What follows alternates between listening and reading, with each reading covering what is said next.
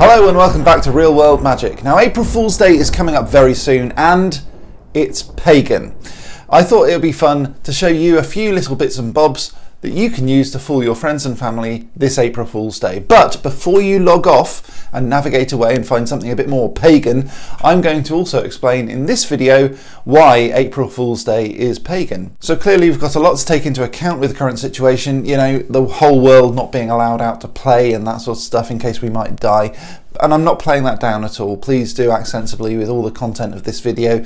If you're told to stay at home, then please do stay at home. If you're in a country with a lockdown, and I am, for goodness sake, don't visit friends or even family unless you absolutely have to. So when I say these are tricks that you can play on your friends and family, if you don't live with them, then you might just have to wait until next year. Shall we get on with this before my eyes go purple? Welcome back to Real World Magic, where we make your life more magical. My name's Neil Trigger, I'm going to be your magical host, and today I'm talking about April Fool's Day and why it, like Christmas, New Year, Valentine's Day, etc., has roots in paganism. And I'm sorry I missed the whole St. Patrick's Day is pagan thing. I will do that next year. I've written the script for it already, but what with the whole coronavirus thing and St. Patrick's Day being cancelled, I didn't really feel like it. Okay, so April Fool's Day sits at the beginning of April. Happy birthday to my mate Mark, whose birthday is April Fool's Day, which we always thought was hilarious when we were at school.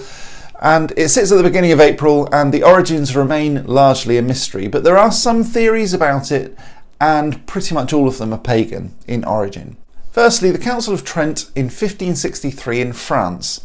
Now, I know that's not ancient, but we'll get there in a second. So let's go back a little bit further to 1563, to when they first decided to move to the Gregorian calendar in France in 1582, because obviously these things need planning.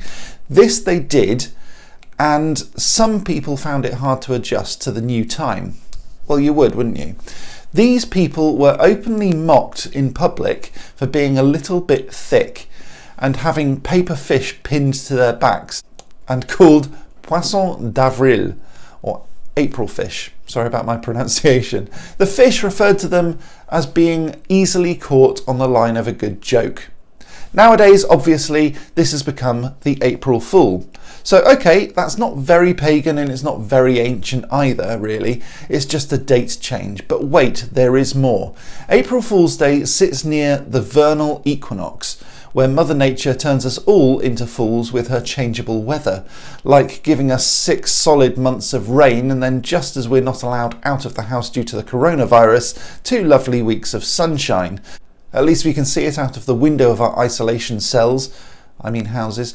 That's not really very pagan either, but it certainly is going in the right direction. Well, what about Hilaria from ancient Rome, the festival of hilarity, and that's where the word comes from, by the way, as it's Latin for cheerful, merry, or joyful, and involves people dressing up in disguises.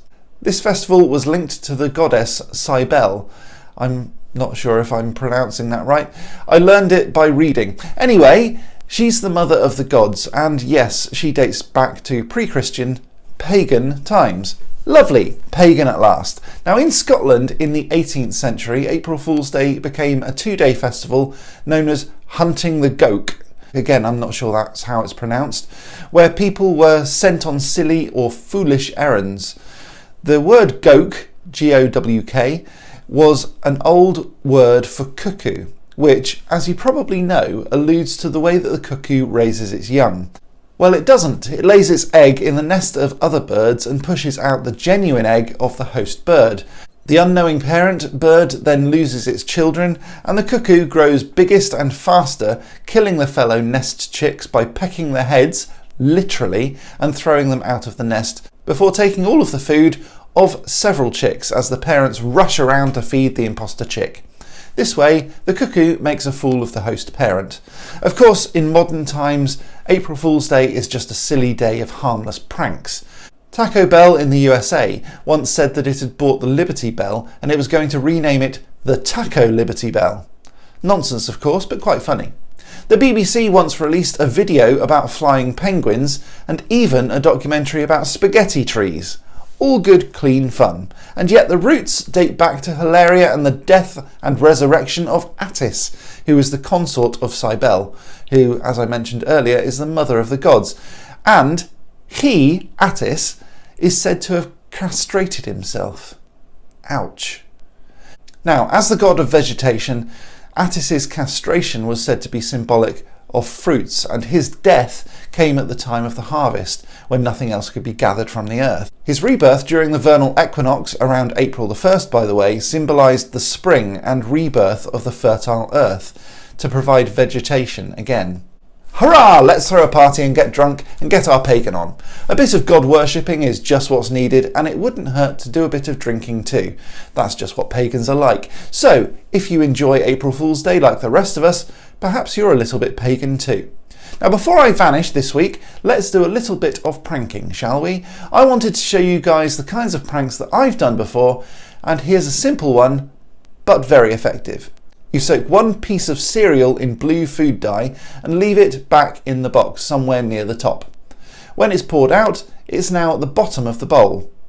Nothing much has happened yet, but when you add milk as the cereal pieces get wet, it leaches that blue food dye out into the white milk and it turns the whole bowl blue. Harmless, funny and simple to do, and if you're like me and your wife often eats her breakfast at work, this is a perfect way of hiding the prank until she gets to work. Of course, she probably won't be in work, she'll probably be working from home or not working at all. So yeah, maybe next year. Sure, you won't see the prank, but I'm sure you will hear about it. I once had a phone call from my brother who asked me to put the kettle on because he was coming over, and it just so happened to be April Fool's Day, so I thought I'd have fun. He'd asked me to put the kettle on, so I did, and I made him a lovely mug of steaming hot, milky gravy. What was funny though was that the first sip told him something was a little bit off with the coffee, but he needed to take 2 or 3 more after that to make sure that he could work out why it tasted weird. I know, I'm evil. I told you about the purple eyes. Now, there are loads of things that you can do with pranks, but please make sure that they are not dangerous or painful. You just want harmless and silly. Let me tell you about the one my dad invented, and this I think is genius. Back in the early 90s, most people didn't have a laser printer, but we did. Most people didn't have a computer, but we did. Most people didn't have a graphics design package on that computer with a word processor, but we did. Now, our area of the country was undergoing a bit of a scare about radon gas at the time. That's a radioactive substance often found around granite. So my dad created a radon gas detector using his computer. He told the people that he posted it to that there was an envelope enclosed that needed to be shaken at exactly 9.5 inches above the ground, covering every inch of the floor of the main room of their house. Then to soak the envelope, and the crystals will develop the test strip and reveal the result. Now, the crystals inside were salt. The envelope simply had the words April Fool printed in black ink, but shielded from normal light by kitchen paper, which then went transparent when wet. That's probably the most convoluted but perfect prank I've ever seen done, and I'm really proud of my dad for thinking it up. So there you have it, 3 pranks you can pull, from the very simple to the quite complex. Which did you like best? Tell me in the comments below. Thanks very much for watching. If you enjoyed this video, please click the like button. If you want to see some more videos like this, click the like button and then the subscribe button. And remember to ding that bell. By dinging that bell, it tells YouTube that it was a good video and more people should see it. Things like that cost you nothing and do me a massive favour. Please remember that the Real World Magic merch store is now available on Amazon, and I've put links down there in the description too. I've got loads of stuff online now at realworldwizards.com too, so if you want to find out more, please connect with me through there or all of the social medias. Just so you know too, if you record yourself saying, "Stay magical," and then send me the link to that video, I can include you in future videos. I want to get as many faces saying "stay magical" as I can, so let's just try it out, shall we?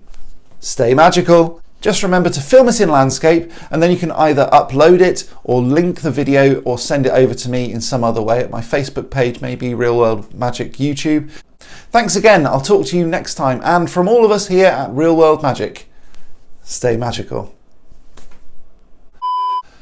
Welcome back to Real World Magic, where we make your life his rebirth during the eternal, no, on there, or through, and through, the stay magical.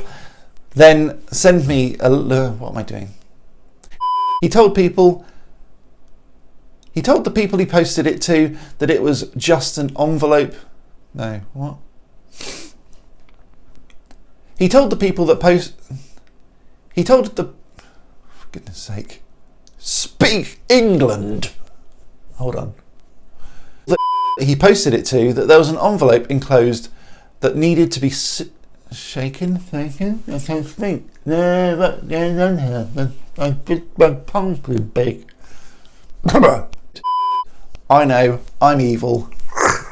So, no, what am I talking about? This festival was linked to the goddess well, it doesn't. It lays its egg in the lest. What's the lest? I don't know. And yet again, the links are in the description. Oh, dear me. Let's try all of that again. Please subscribe to Real World Magic.